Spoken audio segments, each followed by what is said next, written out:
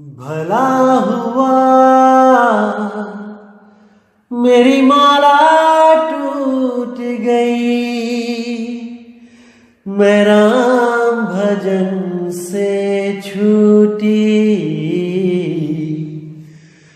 भला हुआ मेरी माला टूट गई, मैं राम भजन से छूटी। मेरे सिर से टली बला, भला हुआ मेरी माला टूट गई, मैं राम भजन से छूटी। मैं राम भजन से छूटी। नमस्कार मेरे प्यारे भाइयों, मेरे परमात्मा के प्यारे जीव हंसों। मैं हमेशा मालिक से यही दुआ करूंगा कि आप सब मेरे भाइयों का विवेक पहले से ज्यादा और ज्यादा और ज्यादा से ज्यादा बढ़ता ही जाए। बस मेरे दिल की यही अरदास है कि ऐसी कोई चीज ना रहे जो आपको समझ ना आए। हर चीज आपको बिल्कुल क्रिस्टल क्लियर होती जाए। बस यही चाहूंगा मैं, यही अरदास करूंगा उस बंदी छोड़ से, उस परमपिता परमात्मा से कि वो आपके विवेक शक्ति में बढ़ोतरी करता ही जाए और ऐसा कोई भी अज्ञान ना रहे इस दुनिया में जो आपको 1% भी भ्रमित कर पाए। कुछ ना रहे ऐसा। आपका ये भाई आपकी पूरी मदद करने के लिए तैयार है। बस आप निष्पक्ष भाव से इस सत्संग को सुनते रहिए और उस पर विचार करते रहिए। विवेक लगाइए कि जो मैंने बात कही है वो सत्य है या असत्य है। जवाब मेरे भाई आपके अंदर से ही आएगा। उस परमात्मा का जवाब आपके अंदर से आएगा। बस उसको पहचानने की कोशिश करो। साहिब बंदगी। और दोस्तों, आपको बताना चाहूंगा कि काफी दिनों से कुछ लिंक व्हाट्सएप पे शेयर किए जा रहे हैं जिसमें कुछ गुरुओं की फोटो लगाई गई है और कुछ भड़काऊ से शब्दों से टाइटल दिया गया है। दोस्तों, ऐसे किसी भी चैनल से हमारा कोई लेना देना नहीं है। आप उनको बिल्कुल ना देखें, बिल्कुल भी ना देखें, क्योंकि वो सत्संग हमारे ही अपलोड कर रहा है और गलत फोटो लगा लगा के दुनिया को भ्रमित कर रहा है। बिल्कुल भी उनका चैनल ना तो सब्सक्राइब करें और जिन्होंने किया है वो अनसब्सक्राइब कर दें। बिना मेरी परमिशन के जो सत्संग अपलोड किए जा रहे हैं ये बिल्कुल गलत बात है। आप ये सब बंद करें। और कोई भी मेरा भाई अगर अपने चैनल पे कोई सत्संग मेरा चलाना चाहता है तो पहले परमिशन लो। प्रचार में योगदान करना है तो बिल्कुल सही तरीके से करो। किसी भी गुरु की फोटो नहीं लगानी है। सब गुरु मेरे बड़े अपनी अपनी ठौर। शब्द विवेकी पारखी सो माथे कम और। हमने हर गुरु की इज्जत करनी है। हमें किसी भी गुरु से हमारा बैर नहीं है भाई। हर गुरु अपनी अपनी सीमा में अपने अपने शिष्यों को ज्ञान दे रहा है। जहां तक उसकी पहुंच है वो अपने अपने शिष्यों को पहुंचा रहा है। क्या दिक्कत है इसमें? इसलिए मेरे भाई ये जो गलत काम है इसको बंद करो और अगर करना ही है तो सही से करो। जैसे मैं किसी की फोटो नहीं लगाता हूं, आप भी मत लगाएं। साहिब। तो भाइयों, आज जो वाणी लेंगे वो गरीबदास जी महाराज जी की वाणी है। बहुत ही सुंदर वाणी है। सारे भेद खुल जाएंगे इस वाणी के द्वारा कि कौन सा संत महंत, कौन सा ऋषि मुनि, पीर पैगंबर, औलिया, ये सब कहां तक की पहुंच रखते थे और ये सब नाम जप के भक्ति करके कहां तक पहुंचे। इस वाणी में सबका ही जिक्र है, आप ध्यान से सुनिएगा। तो कहते हैं कोई है रे परले पार का जो भेद कहे झनकार का। यानी कि कोई एक ऐसा सदगुरु है, वो कामिल मुर्शिद है जो परले पार का भेद बताने इस दुनिया में आता है। परले पार का भेद यानी जो जन्म मरण के पार की अवस्था के बारे में जानता है। आज जितने भी गुरु इस दुनिया में हैं, वो या तो सब साकार या फिर निराकार को ही परमात्मा मानते हैं। लेकिन जो सतगुरु होता है, जो मालिक होता है, जो परमात्मा स्वयं गुरु बन के आता है, वो इन दोनों ही अवस्थाओं से न्यारी उस अवस्था की बात करता है जहां पर जब हम थे तब ये दुनिया भी नहीं थी, ना निर्गुण ना सरगुण, ना साकार ना निराकार, ना तो तन और ना ही मन। आज अगर आप किसी भी गुरु से पूछेंगे कि परमात्मा कहाँ रहता है, तो वो बहुत ही आराम से आपको बताएंगे कि परमात्मा आपके शरीर के अंदर रहता है और उसको नाम जप के प्राप्त किया जा सकता है। अब केवल एक ये सवाल अगर पूछ लिया जाए इन गुरुओं से कि आज तो आपने कह दिया कि परमात्मा हमारे शरीर में रहता है, क्योंकि शरीर साक्षात हमारे सामने है और बाहर दुनिया में हम ये मान भी सकते हैं, समझ भी सकते हैं कि वो किसी पेड़ पौधों में, किसी पत्थर मूर्ति में, किसी 84 लाख जूनों में तो हमें मिलने वाला नहीं, मत्थे टेक के वहां पूजा पाठ करके तो हमें मिलने वाला नहीं। इसलिए हम बहुत जल्दी मान जाते हैं कि परमात्मा हमारे शरीर के अंदर रहता है, क्योंकि हमारे शरीर के अलावा और कोई ऑप्शन ही नहीं है जहां पे हम परमात्मा को ढूंढें। क्योंकि बाहर तो खोजत खोजत सारी दुनिया ही खोज के थक चुकी है, वो किसी को मिला नहीं। तो हम बड़े आराम से यकीन कर लेते हैं जब कोई भी कहता है कि परमात्मा आपके शरीर में है, क्योंकि हमें वो बाहर नहीं मिल सकता। लेकिन उन गुरुओं से अगर आप केवल एक सवाल मेरी तरफ से ये पूछ लो कि आज तो आप कहते हो कि परमात्मा हमारे शरीर में है, लेकिन जब मेरा शरीर भी नहीं था तब परमात्मा कहां था, मुझे इतना बता दो। अभी मेरा सामने शरीर दिख रहा है, इसलिए आप कह रहे हो कि परमात्मा मेरे शरीर में है। मान के रखो कि अभी मेरा शरीर है ही नहीं, अभी मैं पैदा हुआ ही नहीं, तब वो परमात्मा कहां है? कौन सा उसका असली घर है? अभी तो मेरा शरीर भी नहीं बना, तो इसका मतलब परमात्मा भी नहीं आया शरीर में। तब वो कहां रहता है? अगर इतनी सी बात पे विचार कर लोगे मेरे भाई, तो बहुत से भरम आपके नाश हो जाएंगे। असल में जो सतगुरुओं ने निर्गुण शब्द जहां यूज किए हैं, सोहम सोहम जहां यूज किया है, त्रिकुटी जहां यूज किया है, इनका मतलब बिल्कुल अलग था।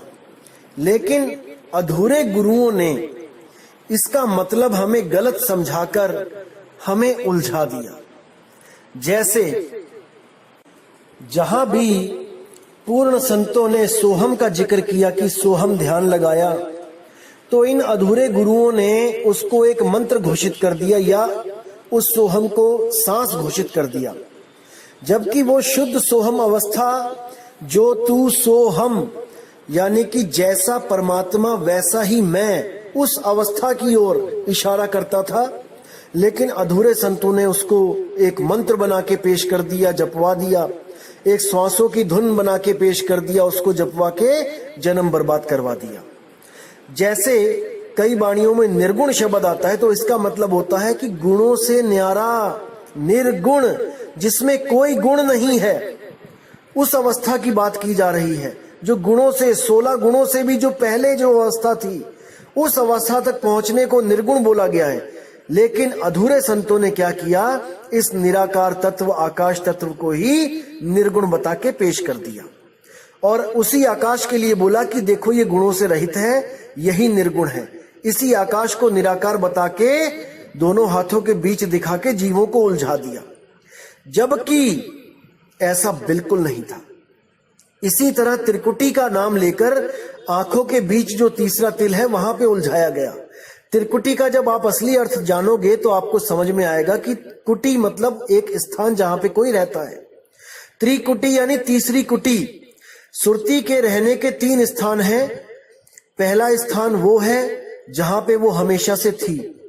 दूसरा स्थान है निराकार, जहां पे वो उस निज घर को छोड़ के आई और खुद को निराकार ब्रह्म मान के भ्रमित हो गई। तीसरा स्थान है ये शरीर, जहां पर ये निराकार अवस्था ब्रह्म अवस्था से भी नीचे गिरती है और जीव अवस्था में पहुंच जाती है। तो इसके रहने के 3 स्थान हैं, तन, मन और शब्द। शब्द को त्याग के यहां मन में आई, मन के द्वारा ही तन में आई और इन तीनों में ही उसके रहने का स्थान है। अब संतों ने कई जगह त्रिकुटी बोला तो उसका इशारा था तीसरी कुटी, यानी पहली कुटी तो जहां पे अभी आप रहते हो तन में जीव बन के। दूसरी कुटी जब यही जीव भक्ति करता है तो यही ब्रह्म अवस्था को प्राप्त हो जाता है, उसी को निराकार अवस्था कहा जाता है, वो उसकी दूसरी कुटी है। उस कुटी को भी छोड़ के वो तीसरी कुटी यानी अपने निज धाम को पहुंचता है, अपने निज स्वरूप में पहुंचता है, तो उसको त्रिकुटी कह देते हैं। लेकिन इन अधूरे संतों ने इंगला पिंगला सुषमना को ही त्रिकुटी बोला है, इसीलिए जीव भ्रमित होके त्रिकुटी में ध्यान लगाने लग जाते हैं। इसी तरह हर शब्द की जो गहराई है उसी के साथ एक नकली शब्द भी रचा गया। जैसे कई जगह जिक्र आया कि परमात्मा जब कबीर साहब जब इस दुनिया में नाम देने आ रहे थे तो काल के साथ उनकी गहन चर्चा चली और काल ने पूरा जोर लगाया कबीर साहब को उनके नाम के मुकाबले अपने अधूरे अपने नकली नाम देने के लिए जो चर्चा करी कबीर साहब से कि तुम एक पंथ चलाओगे मैं 12 चलाऊंगा, तुम एक नाम दोगे मैं 5 दूंगा। तो उसमें ही जैसे कबीर साहब ने बोला कि हे काल निरंजन, मैं अपने बच्चों को छुड़ाने तेरे लोक में आ रहा हूं और मैं वहां पे नाम दूंगा। तो काल बोला कि किसका नाम दोगे? तो कबीर साहब ने कहा मैं परमात्मा का नाम दूंगा, अकाल पुरुष का नाम दूंगा, वाहेगुरु का नाम दूंगा। तो काल बोला मैं भी नाम दूंगा, मैं भी अकाल पुरख शब्द स्वरूपी राम परमात्मा परमात्मा वाहेगुरु राम ये भी जपवाऊंगा, कबीर कबीर भी जपवाऊंगा, मैं भी नाम दूंगा।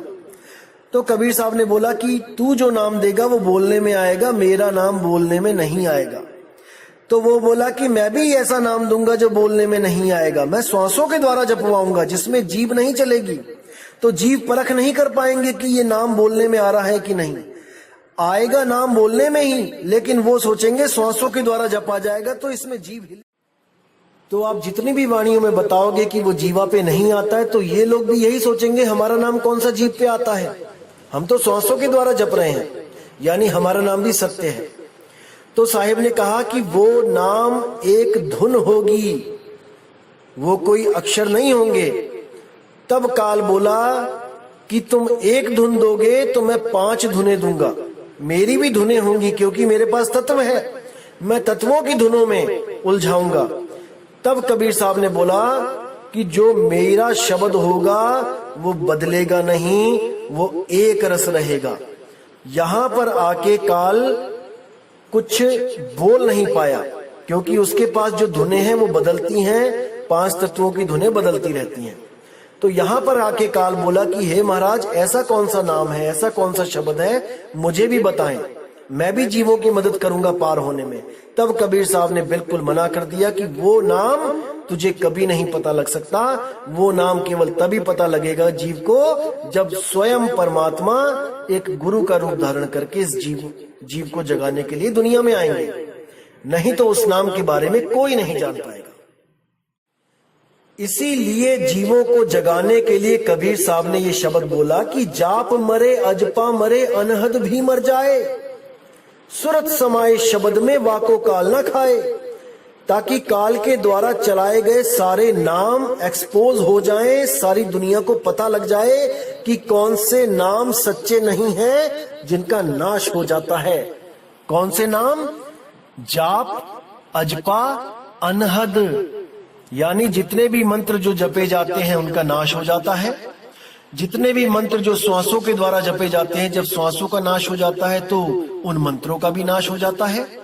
और जो भी धुनें कान बंद करके सुनी जाती हैं, 5 तत्वों की 5 धुनें, तो तत्व शांत होने के बाद, तत्व खत्म होने के बाद वो 5 तत्व की 5 धुनें भी खत्म हो जाती हैं।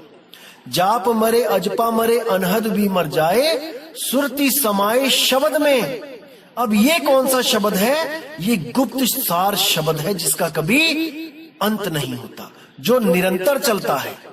शब्द निरंतर से मन लागा, मलिन वासना त्यागी, उठत बैठत कबहु न छूटे, ऐसी ताड़ी लागी। उसी शब्द निरंतर से जब आपकी सुरती जुड़ जाती है, तब आप उस मुक्त अवस्था को, उस त्रिकुटी को, उस तीसरे धाम में पहुंच जाते हो, जिसके लिए बोला गया है जीव, शिव और पीव। जीव अवस्था तन अवस्था होती है, शिव अवस्था ब्रह्म अवस्था निराकार अवस्था होती है, और उसके बाद जो पीव अवस्था है वो नी अक्षर नी तत्व शब्द अवस्था होती है, शब्द गुरु की अवस्था होती है। तो इसी सुरती के 3 ठिकाने होते हैं, और वो जीव और शिव को त्याग कर हमेशा के लिए पीव अवस्था में जाके पीव की तरह ही मुक्त हो जाती है। उसी अवस्था को निर्गुण अवस्था बोला गया है, यानी वहां पर कोई गुण नहीं है, वहां 16 पुत्र 16 गुण नहीं है, वो गुणातीत अवस्था है। उस अवस्था का लेना देना इस 3 लोक से कदापि नहीं है, बिल्कुल नहीं है। लेकिन ये अधूरे गुरु क्या करते हैं, निर्गुण अवस्था को क्या बता देते हैं कि कण कण में व्याप्त ही निर्गुण निरंकार है, निराकार है, जो पानी में भी, हवा में भी है, जल में भी है, मिट्टी में भी है, हर जगह है। उसको निर्गुण बता के जीव को इसी 3 लोक में उलझा देते हैं। जबकि निर्गुण का मतलब होता है निर्गुण, जहां पर कोई भी गुण ना हो, क्योंकि जहां गुण है वहां अवगुण भी है। इसीलिए दोनों से पार गुणातीत अवस्था को ही निर्गुण अवस्था बोला गया है। तो आगे वाणी क्या कहती है, वारही गोरख वारही दत्त, वारही ध्रुव प्रहलाद अर्थ, वारही सुखदेव वारही व्यास, वारही पारासुर प्रकाश, वारही दुर्वासा दरवेश, वारही नारद सारद शेष। यानी कोई भी पार नहीं हो पाया, सबके सब वार ही रह गए, इस पार ही रह गए। गोरख दत्त ध्रुव प्रहलाद कितनी भक्ति करी, बचपन से ही 6-6 साल की उम्रों में भक्ति में लग गए, लेकिन दुनिया सोच रही है कि वो मुक्त हो गए हैं, उनको परमात्मा मिल गया, लेकिन नहीं, वो भी परमात्मा को प्राप्त नहीं कर पाए। वो भी केवल पुण्य कर्म इकट्ठा करके स्वर्ग महास्वर्ग में जाके उनको वो स्थान मिला। वारही सुखदेव वारही व्यास, सुखदेव और व्यास ऋषि के जो हम सुनते आए हैं, जो उनकी कहानियां कि वो बहुत बड़े ज्ञानी थे, आत्मज्ञानी थे, नहीं, वो भी नहीं पार हो पाए। वारही पारासुर प्रकाश, पाराशर के बारे में आप जानते ही हो क्या क्या हुआ। वारही दुर्वासा दरवेश, वारही नारद सारद शेष, वारही भरथर गोपी चंद, वारही सनक सनंदन बंध, सब के सब बंदी रहे, बंधन में रहे। वारही ब्रह्मा वारही इंद्र, वारही सहस कला गोविंद, ब्रह्मा विष्णु महेश जितने भी थे ये सब इसी तरफ रहे, कोई पार नहीं हो पाया। वारही शिव शंकर जो सिंह, वारही धर्म राय आरंभ, वारही धर्म धाय धर धीर, परम धाम पहुंचे कबीर। परम धाम केवल और केवल कबीर साहब ही पहुंचे थे। पहुंचे क्या, वो तो आए ही वहां से थे, और वो आते ही प्रचार करके वो फिर वापस उसी अवस्था को प्राप्त हो जाते हैं, क्योंकि वो मूल सुरती हैं, वो ज्ञानी सुरती हैं। उनको पता है कि कब कहाँ कैसे आना जाना है, क्या करना है, कैसे स्थिर होना है, सब पता है उनको। ये हम हैं जो भटक जाते हैं, इसीलिए हम आत्मा कहला रहे हैं और वो परमात्मा कहला रहा है। अन्यथा हम दोनों में कोई फर्क नहीं है, वो भी अजर अमर अविनाशी, हम भी अजर अमर अविनाशी, लेकिन हम केवल अपने आप को समझ नहीं पाते, इसलिए सुरती रूप में भटकते रहते हैं। तो कहते हैं ऋग यजुर साम अथर्व वन वेद, परम धाम नहीं लहा भेद। इन चारों में से किसी को भी उस परम धाम का भेद नहीं पता है। इन वेदों में जितनी भी भक्तियां हैं वो सब काल की भक्तियां हैं। इन वेदों के द्वारा जो भी कर्म विधि, कोई भी यज्ञ विधि की जाती है उससे मुक्ति नहीं हो सकती। कर्म बंधन में ही जीव रहता है और आता जाता रहता है। अलल पंख अगाध भेव, जैसे कुंजी सुरती सेव। जब वो शब्द मिलता है, वो विहंगम चाल मिल जाती है, तो अलल पंख अगाध भेव, वो सतगुरु पंख दे देता है इस जीव को, इस सुरती को, कि वो सीधी उड़ के अपने मूल में समाती है, अपने परमात्मा के पास पहुंचती है। ना कि वो किसी मंडलों की रूहानी सैर करती है कि एक मंडल हटा तो दूसरा मंडल आया, दूसरा छूटा तो तीसरा मंडल आया, कि भूमियां, पहली भूमि छूटी तो दूसरी भूमि पे पहुंच गए, दूसरी भूमि छूटी तो तीसरी भूमि पे पहुंच गए। अरे मेरे भाई, जब पक्षी उड़ता है तो एक ही भूमि और एक ही आकाश होता है। ऐसा नहीं होता कि वो एक भूमि छोड़ के किसी टीले पे पहुंच गया, फिर उस टीले को, भूमि को छोड़ के कोई पहाड़ पे पहुंच गया, फिर उस पहाड़ से कोई महापहाड़ पे पहुंच गया। वो एक भूमि एक आकाश, एक अवस्था से सीधे दूसरी अवस्था में प्रवेश होती है सुरती। जीव से सीधी पीव में जाती है, ना कि जीव से शिव होती है। इस भरम जाल से मेरे भाइयों निकल आओ। अलल पंख अगाध भेव, जैसे कुंजी सुरती सेव। जैसे इस कुंजी, ताली मिल गई हो, चाबी मिल गई हो उस सुरती को वहां पहुंचने की, और उस किवाड़ को, दरवाजे को खोल के, उस ताले को खोल के सुरती सीधे अपने मूल में जाती है। वार पार थे हा ना था, गरीबदास निर्गुण निगाह। वहां पहुंच के कोई था नहीं, कोई भूमि नहीं, कुछ नहीं। वहां पहुंच के वो अपने मूल निज स्वरूप में स्थित हो जाती है और वो निर्गुण हो जाती है। निर्गुण यानी 16 गुणों को, जो 16 पुत्रों को पैदा किया था, उससे भी पहले जो अवस्था थी वहां पहुंच जाती है और हमेशा के लिए इन गुण अवगुणों से न्यारी हो जाती है। ये तभी होती है जब आपको विहंगम योग कबीर साहब का जब प्राप्त होता है, जिसमें किसी भी देवी देवता की, किसी भी चक्र साधना की कोई जरूरत नहीं होती। सीधी सुरती को अपने शब्द, अपने मूल शब्द में लगवाया जाता है। जब ऐसा भेदी गुरु आपके जीवन में आता है, तभी आपको ये अवस्था प्राप्त हो सकती है। नहीं तो आप जितना मर्जी कोशिश कर लो, आप इन्हीं चक्रों की साधना में, आप इन्हीं भूमियों की साधना में उलझे रहेंगे, कभी पार नहीं हो सकते। क्योंकि पार होने के लिए केवल और केवल आत्म साधना ही आपकी मदद कर सकती है और कोई नहीं। केवल वो अचल अडोल आत्मा ही आपकी सुरती को एकाग्रता दे सकती है, उसको स्थिर कर सकती है। अन्यथा इस दुनिया में ऐसी कोई चीज नहीं जो आपकी सुरती को स्थिर कर पाए, क्योंकि सुरती पहले ही श्वासों में रमी हुई है और वो आ और जा रही है। श्वासों के द्वारा ही एक शरीर से दूसरे शरीर में जाती है और श्वासों के द्वारा ही इस भव बंधन में उलझी हुई है। अगर कोई ऐसा गुरु मिल जाए आपको जो इसको श्वासों से न्यारा कर दे, इस गांठ को खोल दे, तो मेरे भाई आप हमेशा के लिए मुक्त हो जाएंगे, हमेशा के लिए बंधन से आजाद हो जाएंगे। क्योंकि 5 तत्व का बंधन केवल श्वासों के द्वारा ही बंधन में है। सबसे मजबूत गांठ केवल श्वास में ही है जो सुरती की लगी हुई है। अगर ये गांठ खुल जाए मेरे भाई, तो आप सर्वथा मुक्त हैं। लेकिन इस श्वासों से जोड़ने वाले तो सब मिल रहे हैं, इस श्वासों से रिश्ता तोड़ने वाला कोई नहीं मिल रहा है। इसीलिए जीव हमेशा भटका खा रहा है। जितने मैंने आपको ये नाम दिखाए हैं, ये सब ज्यादातर श्वासों की ही साधना करते थे। ये सोहम ओहम वाले ही हैं। जैसे एक वाणी में आता है, ओम सोहम में थे ध्रुव प्रहलादा, ओम सोहम वाद विवादा, कि ओम और सोहम का ही नाम ये श्वासों में जपते थे और ये वाद विवाद है, ये सतनाम नहीं है। ओम सोहम सतनाम होता तो सतनाम कभी वाद विवाद ना होता, लेकिन ओहम सोहम वाद विवादा बोला गया है। यानी इसमें पढ़ के भी आप मुक्त नहीं हो सकते, आप कहीं नहीं जा सकते, आपको यहीं आना पड़ेगा वापस।